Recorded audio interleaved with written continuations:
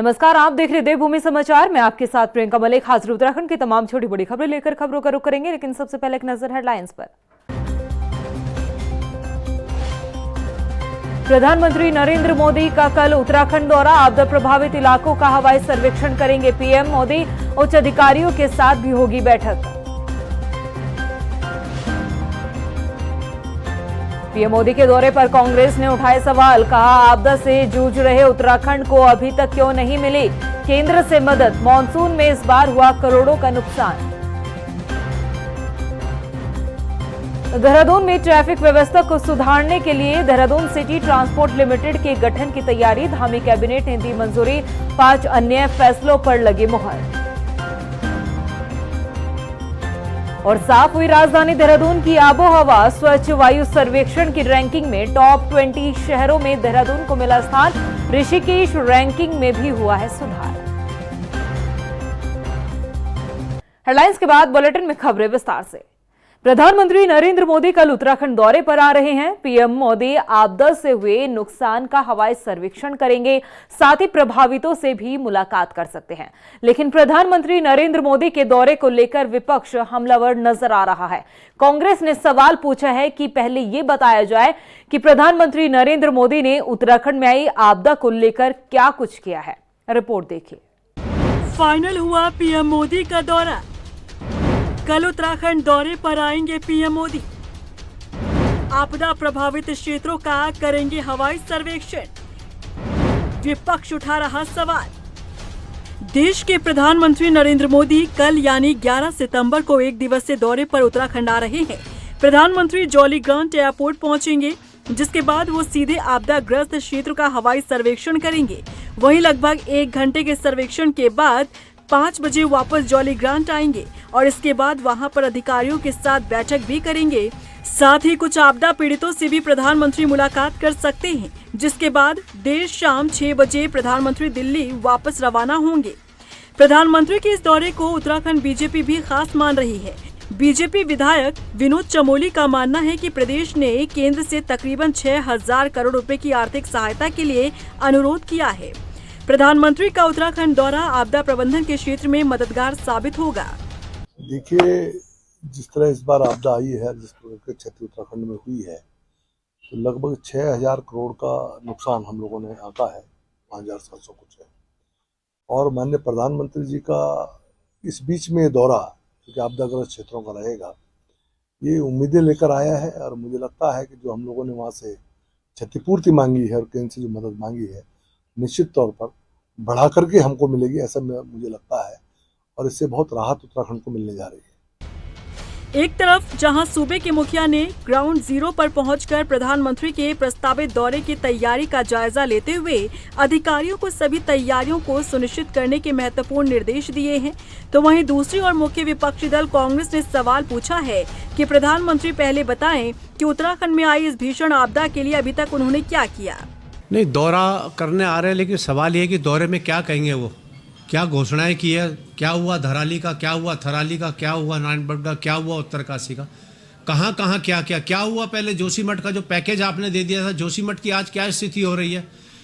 कथनी और करनी का जो फर्क 2014 से इस भाजपा ने किया है, कम से कम मेरा निवेदन है कि उत्तराखंड में वो जो है आपदा पीड़ितों के घावों पर नमक छिड़कने ना आए।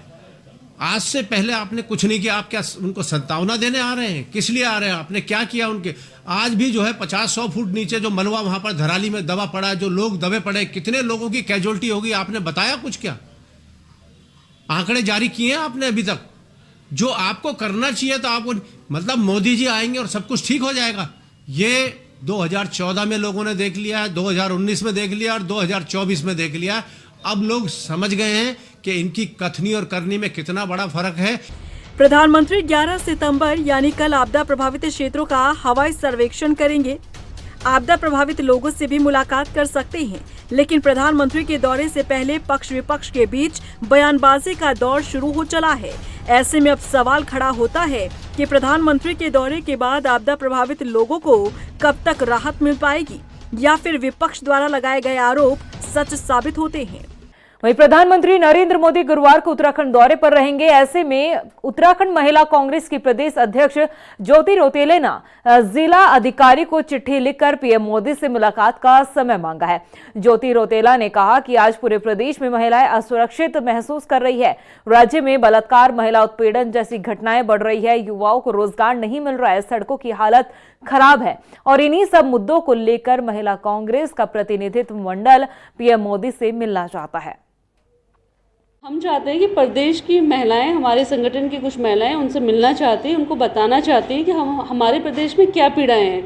आज हमारा प्रदेश पूरे प्रदेश में महिलाएं असुरक्षित महसूस कर रही हैं। महिलाओं के ऊपर दुराचार की घटनाएं, बलात्कार की घटनाएं बढ़ती जा रही हैं। युवाओं को रोजगार नहीं है। प्रदेश आपदा में ग्रसित है। हर तरीके से प्रदेश में लोग परेशान हैं। स्वास्थ्य सुविधाएं नहीं है, कई जगहों पे सड़कें नहीं हैं। और पिछले 8.5 साल से भाजपा की सरकार यहाँ पे काबिज है। उन्होंने क्या काम करे और उनको क्या काम करने चाहिए, उसकी सलाह देने के लिए हम प्रधानमंत्री के पास जाना चाहते हैं, उनसे मिलना चाहते हैं। मुख्यमंत्री पुष्कर सिंह धामी की अध्यक्षता में मंत्रिमंडल की बैठक हुई, जिसमें कई बड़े मुद्दों पर चर्चा के बाद 6 अहम प्रस्तावों पर मुहर लगी है।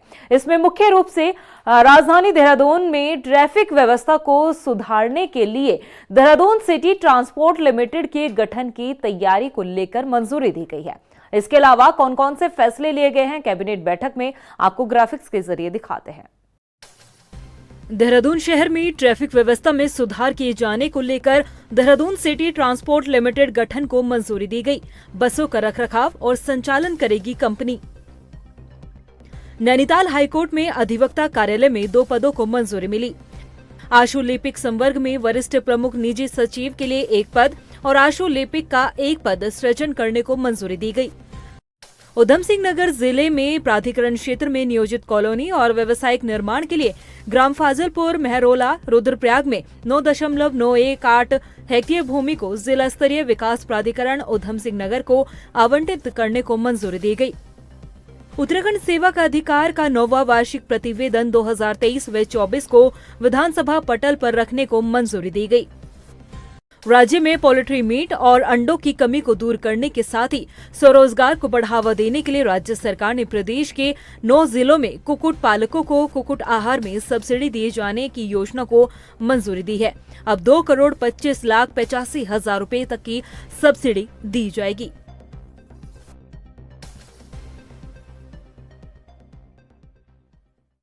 महाधिवक्ता कार्यालय माननीय उत्तराखंड उच्च न्यायालय में 2 पदों का सृजन किया गया है। एक वरिष्ठ प्रमुख निजी सचिव और एक आशु लिपिक का 2 पदों का सृजन जो महाधिवक्ता कार्यालय है माननीय उत्तराखंड उच्च न्यायालय में उसको स्वीकृति प्रदान की गई है।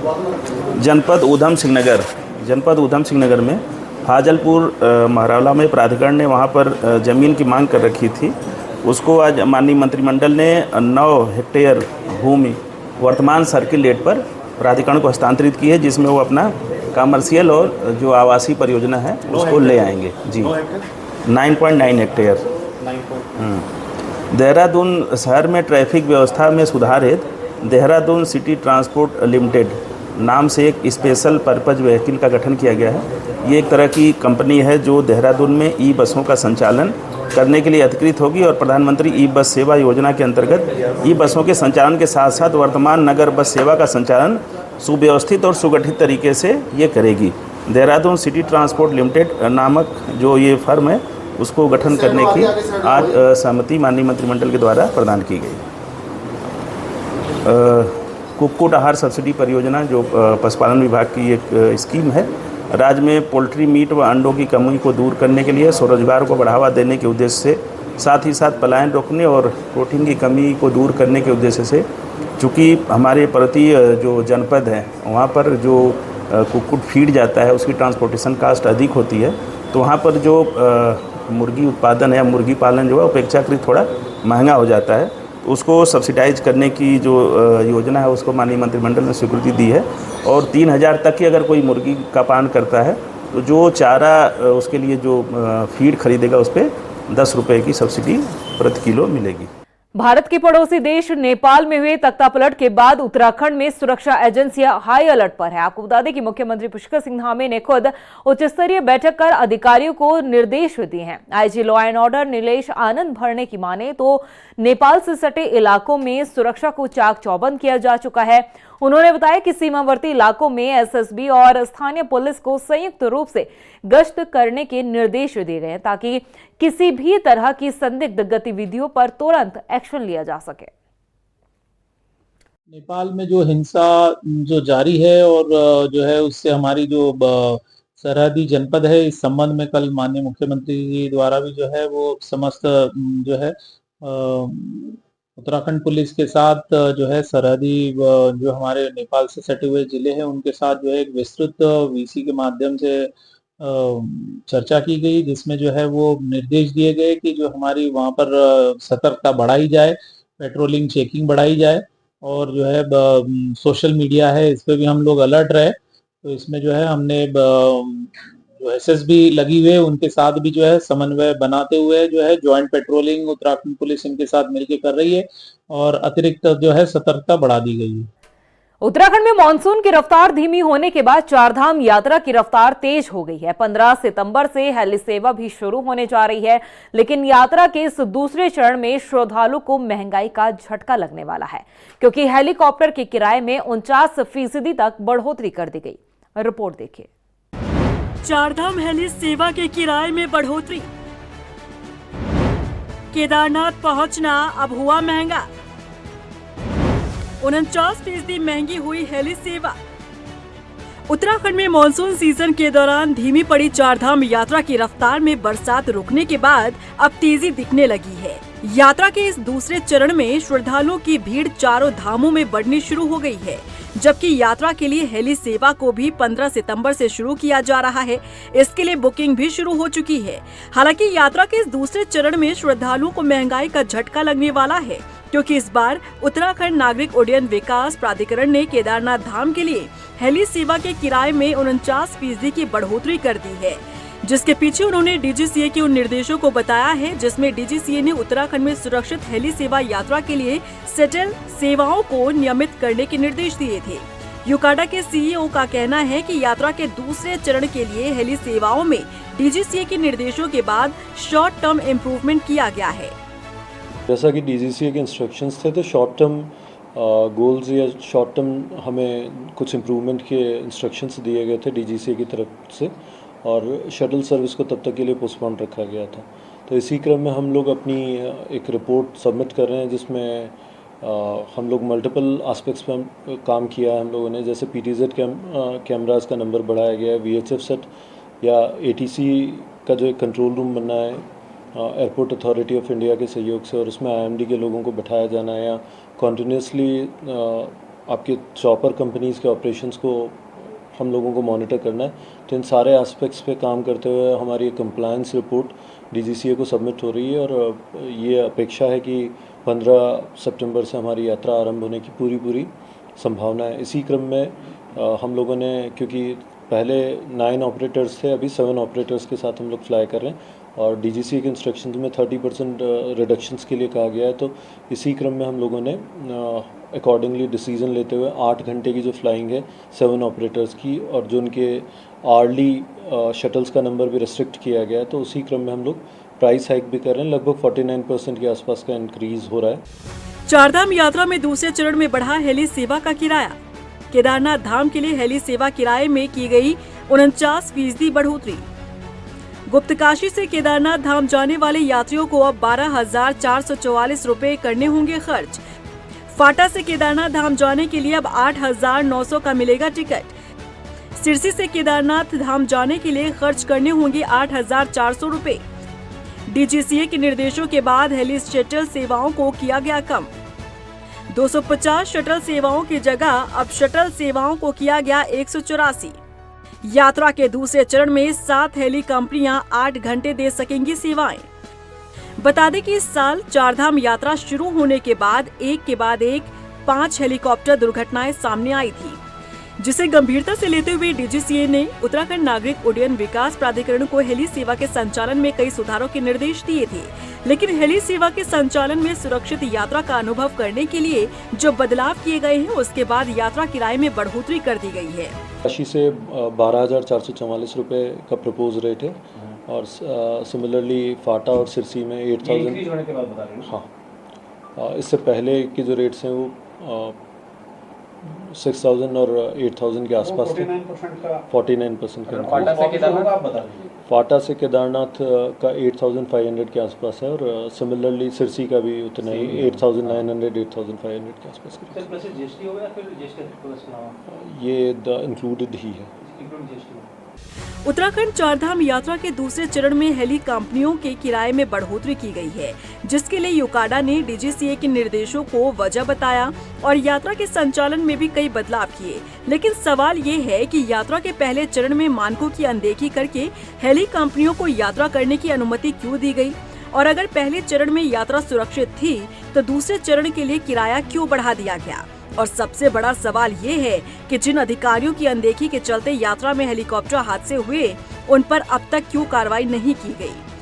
वहीं टिहरी की जिलाधिकारी नीतिका खंडेलवाल ने आपदा प्रभावित बूढ़ा केदार क्षेत्र का निरीक्षण कर वहां के लोगों की समस्याओं को सुना। डीएम नीतिका खंडेलवाल ने ग्राम पंचायत भिगुन, तिनगढ़, जखाना, गेमवाली गांव को जाने वाली क्षतिग्रस्त सड़क, कोट विशन समेत कई क्षेत्रों का दौरा किया। उन्होंने मौके पर ही संबंधित विभागों को जल्द से जल्द निर्माण कार्य शुरू करने के भी निर्देश दिए। हम लोग भिजवाएंगे, अभी वैकल्पिक पुल हमारा बन जाएगा। दूसरा, जो पीछे गांव वालों से जब बात हुई तो उन लोगों ने 3 महीने का राशन एक साथ ही उठा लिया है। तो हमारा प्रयास यही रहेगा कि अभी भी जैसे हमें लगता है कि थोड़ा मौसम खराब है तो हम अगले 2 महीने का राशन इसी महीने में वितरण कर देंगे। और यहाँ पे जैसी वैकल्पिक क्षतिग्रस्त पुल जो हमारा है वो बन जाएगा तो सबसे पहला काम हमारा राशन पहुंचाने का ही होगा। अन्यथा हमने, वैसे प्रधान जी भी हमारे साथ हैं, तो कोशिश करके हम जो भी उनको भी हेल्प दे सकते हैं वो भी हम जरूर दें। आज बैठक थी हमारे, पहले तो उसमें तहसील में बैठक थी तो वहाँ पे जितने भी मामले थे आपदा के उस संबंधित उसमें विचार किया गया क्या उसकी समाधान हो सकता है, चाहे वो हमारा थारती वाला मामला हो, चाहे वो बूढ़े केदार वाला हो, और चाहे ये आपका हमारा ये सरोड़ा वाला हो। सब पे थोड़ा सा चर्चा की गई, विचार विमर्श किया गया और उसका आगणन बनाने को तैयार किया गया है। और राजधानी देहरादून के लिए एक अच्छी खबर है। केंद्रीय पर्यावरण, वन एवं जलवायु परिवर्तन मंत्रालय द्वारा कराए गए राष्ट्रीय स्वच्छ वायु सर्वे के आंकड़ों में राजधानी देहरादून को शीर्ष 20 शहरों में जगह मिली है। बता दें कि देहरादून ने इस बार 19वीं रैंक हासिल की है, जबकि पिछले साल शहर 37वें स्थान पर था। आपको बता दें कि देहरादून की नगर आयुक्त नमामि बंसल का कहना है कि शहर को स्वच्छ बनाए रखने के लिए लगातार प्रयास किए गए हैं और आगे भी लगातार रैंकिंग में सुधार हो, इसकी कोशिश जारी रहेगी। जो राष्ट्रीय स्वच्छ वायु कार्यक्रम है उसके अंतर्गत स्वच्छ वायु सप्ताह में जो देश भर के 130 नॉन अटेनमेंट सिटीज़ हैं उनकी रैंकिंग जारी की जाती है और उसी में देहरादून को अपनी श्रेणी में इस वर्ष 19वां स्थान प्राप्त हुआ है। विगत वर्ष ये 37वां स्थान प्राप्त हुआ था और हमें 126 अंक मिले थे। इस बार हमने 171.7 अंक प्राप्त किए हैं और लगातार जो एनकैप के अंतर्गत विभिन्न गतिविधियां निर्धारित की गई हैं उनको धरातल पर उतारा गया है। देहरादून ने विगत 8 माह में काफ़ी सारे प्रोजेक्ट्स को कंप्लीट किया है, कुछ हमारे अभी भी क्रियान्वयन की स्थिति में हैं और उनको भी जल्दी पूरा कर लिया जाएगा और निश्चित रूप से अगले वर्ष इसमें और सुधार की स्थिति बनेगी।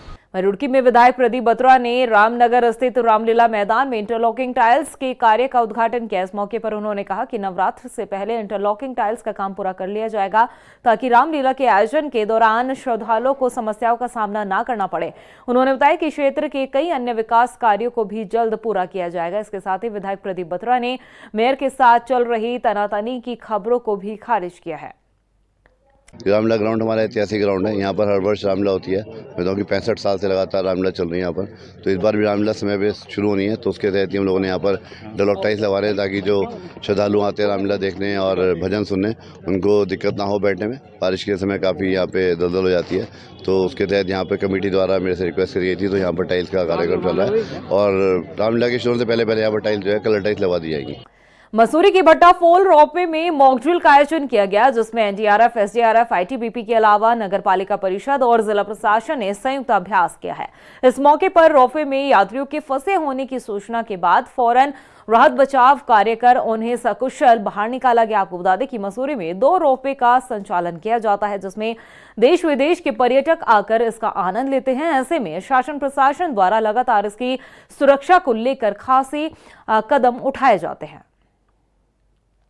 समस्त ऑर्गेनाइजेशन यहाँ पर इकट्ठा है। मॉक का मेन मोटिव ये होता है कि अलग अलग ऑर्गेनाइजेशन के बीच में कोऑर्डिनेशन और कोऑपरेशन इस्टेब्लिश करना।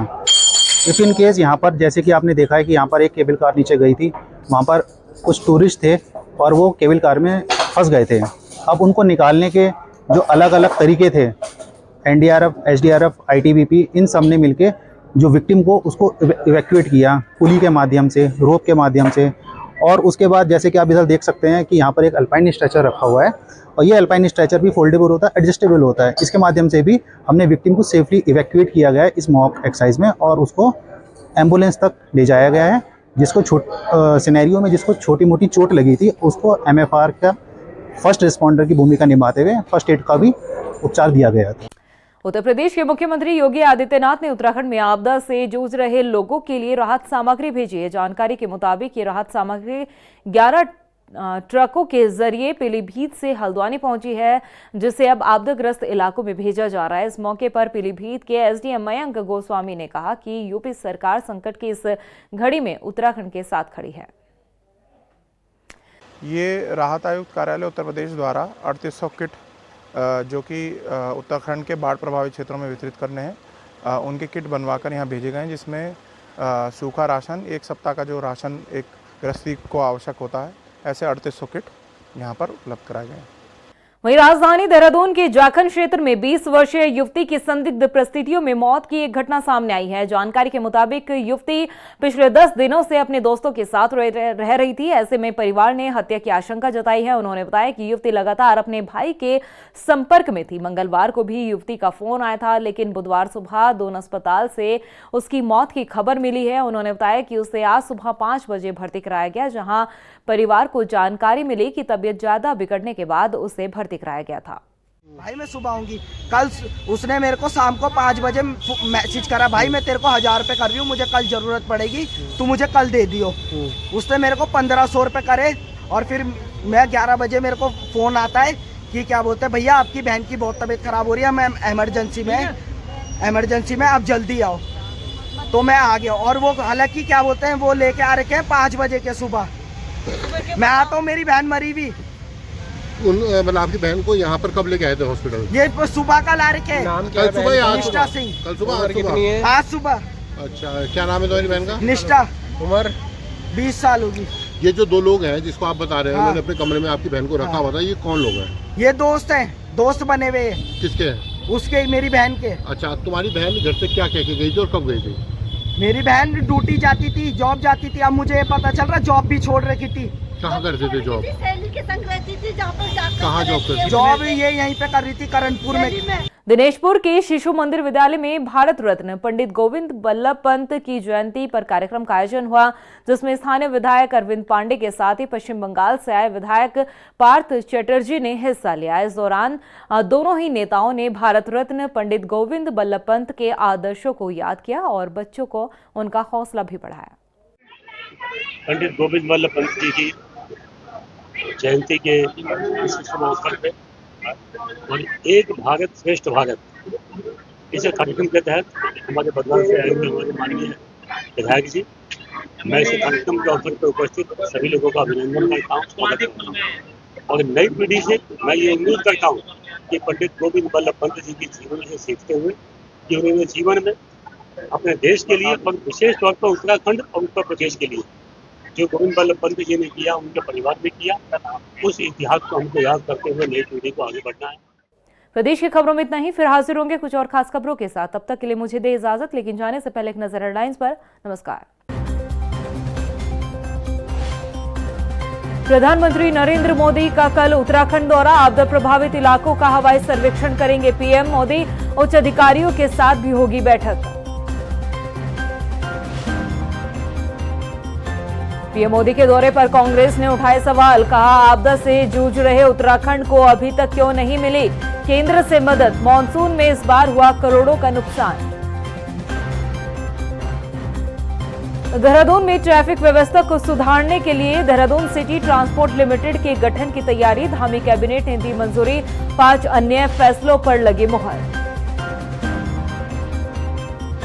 और साफ हुई राजधानी देहरादून की आबोहवा, स्वच्छ वायु सर्वेक्षण की रैंकिंग में टॉप 20 शहरों में देहरादून को मिला स्थान, ऋषिकेश रैंकिंग में भी हुआ है सुधार।